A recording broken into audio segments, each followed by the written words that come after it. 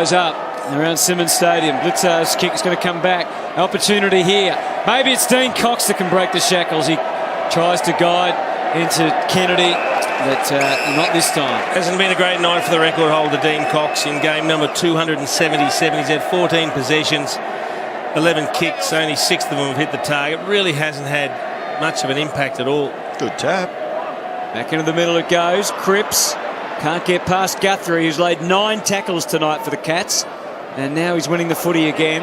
It comes to Stevie J, who's had just the 33 disposals. Well, you bring up a good stat there, Hutto. 70 tackles to 47. And it's not as if the Cats haven't had it much. They've had 100 more possessions as well. Yeah, they're giving you a fair target. They've had it a few times. 11 consecutive goals to Geelong since the 27-minute mark.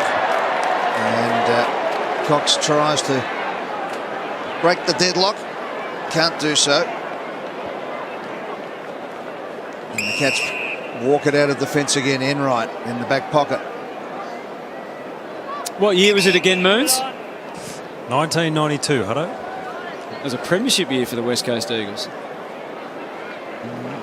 Round 23 v Footscray. They might have been resting up for the finals on that one. Resting up. Yeah, they're not resting up tonight, but they're not getting near it as the mark. Good mark taken on that occasion by McKenzie. I just broke it down for you. And for this evening, tackles by the West Coast Eagles in the midfield, 26. And the ball spends most time there. You've got to get that way up. Poor kick from Schofield. Yeah, you don't want to grass those ones with two blokes running straight at you. Butler fought on, did well. Prittis slams it on his boot, over the line, out of bounds on the full. So 3.5 minutes left on this game. The Cats, just looking at percentage here, they probably want to hold that record as well. Having gone this far, they don't want to have a goal scored against them in the last 3 quarters of football. Rivers has been fantastic. Just saw Prittis kick it out in the full. He's had 19 possessions, 8 kicks. Only one of the 8 kicks has hit a target. Well, damning stats. McIntosh bombs it up towards the forward 50. They're all waiting. And it comes out the back. Bartel was lurking. He gets it. Look at that. Nice play. And Selwood just knows where to run, Derm. It just runs down the corridor and the ball goes out wide. He knows that one of his players will look up. And if it's Jimmy Bartel, you know you'll get it delivered on a plate. Well, they had 2 players running parallel to where the ball was running, and it was running towards goal. So I guarantee if it had gone to the inside first and Selwood, he would have seen Bartel in the pocket and handed it out to him. Yep. 3rd goal for Joel Selwood coming up. What a night it's been. He comes in, does not muck it up at all. He kicks his 4th, and they've kicked the last 12 goals of the game, Geelong, in front of 25,271 adoring Cats fans.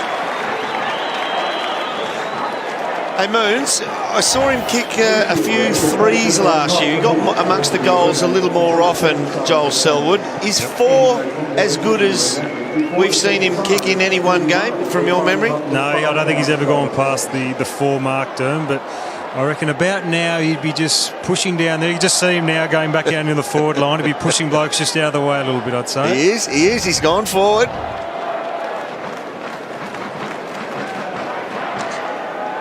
So Joel Selwood, who's kicked 3 goals, he kicked 4 against West Coast last year, late in the season, and has always saved up a big one, playing against his brothers over the Junies. Always revved himself up.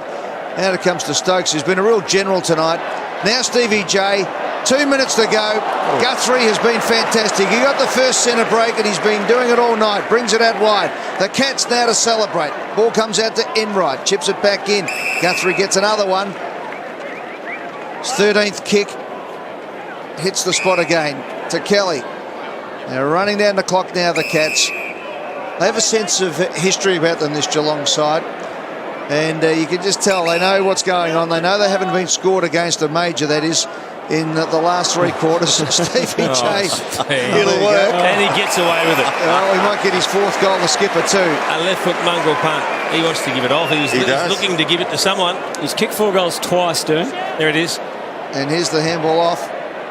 The kick comes in from Duncan to the square. Up they go. Bartel yet again marks in the forward pocket. Uncontested. Matty Prittis got caught on him on that occasion and just sat under the footy and watched him mark it. So here we go.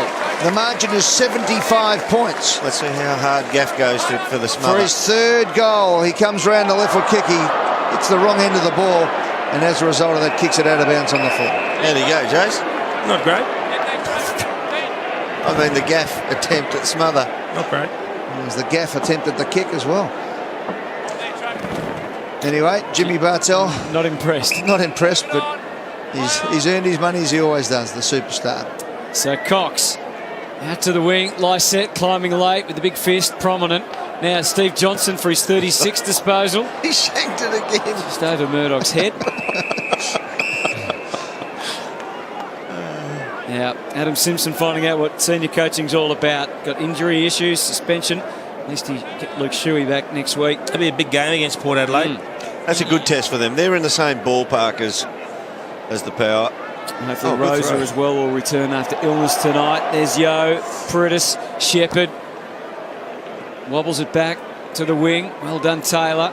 And here's Stevie J for a bit more action on the wing. He's going to kick it back 30 metres to James Kelly, who also got a shout from behind. Oh, nervous moment here for Taylor Hunt, but able to see that off. Well, Bartell's on the lead again. You can hunt him up with a kick.